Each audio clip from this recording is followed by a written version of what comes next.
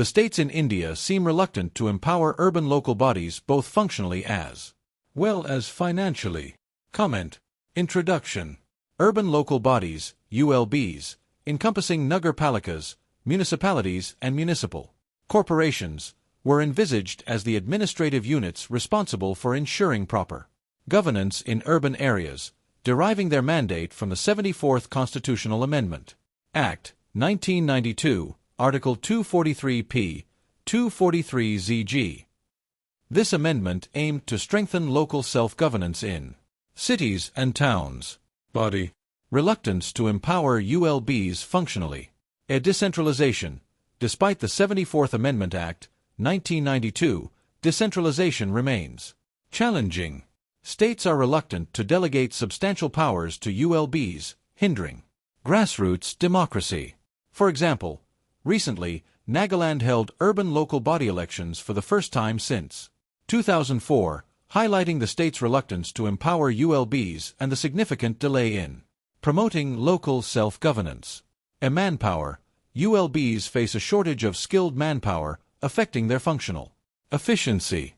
For example, as of 2022, approximately 35% of positions in India's municipal corporations remain vacant. A bureaucratic control.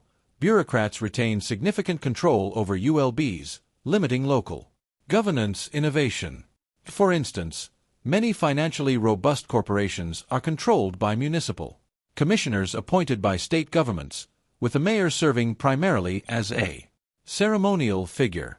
A role in city planning. ULBs are supposed to lead city planning but often play marginal roles. For example, in Bengaluru, major city planning projects are handled by state agencies, sidelining the municipal corporation and limiting its influence on urban development. A lack of autonomy in service delivery. Essential services like water supply and waste management remain under state control. For example, in Delhi, multiple authorities manage different services, resulting in fragmented governance and inefficiencies in service delivery. A limited jurisdiction.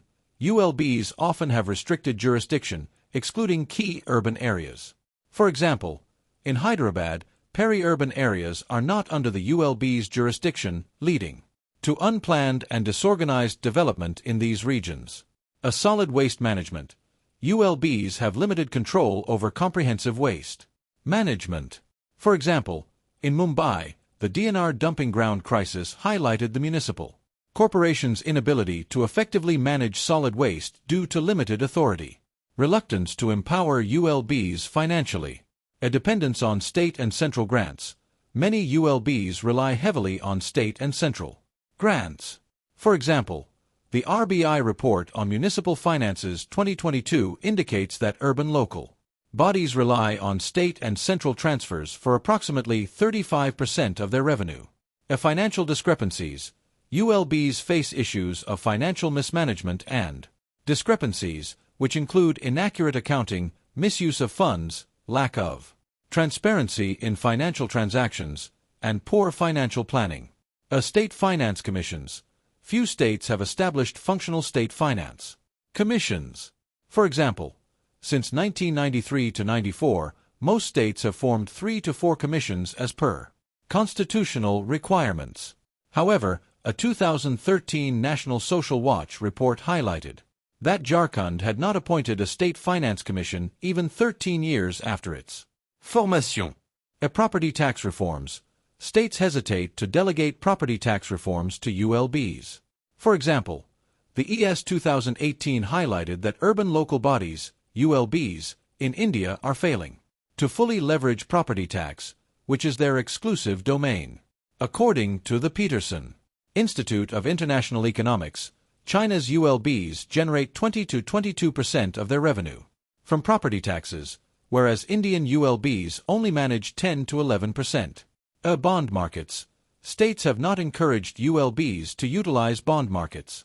For example, while Pune Municipal Corporation successfully raised funds through bonds, other ULBs in Maharashtra have not received similar support, limiting their capital for development projects. User charges.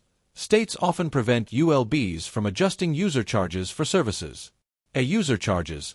States often prevent ULBs from adjusting user charges for services. For example, China's ULBs primarily generate revenue from selling land use rights. Denmark relies on local personal income tax, and U.S. city governments have the authority to impose a wide range of taxes. A public-private partnerships PPP reluctance to adopt PPP models limits innovative financial solutions. For example, despite the success of the Hyderabad Metro, other cities in Telangana have not been encouraged to pursue PPPs, stifling potential urban development projects. A GST implementation has strained ULB finances due to reduced revenue. For example, the Municipal Corporation of Greater Mumbai, MCGM, lost around 7,000 Indian rupees crore, or 35% of its total revenue, with the subsumption of octroi taxes into the GST. Regime. Conclusion. The vision of decentralized urban governance, as outlined in the 74th Constitutional Amendment Act 1992, remains partially fulfilled due to the state's reluctance to transfer both functional and financial powers to ULBs fully. Addressing this gap is crucial to foster self-reliant, efficient, and responsive urban local bodies, paving the way for sustainable and inclusive urban development in India.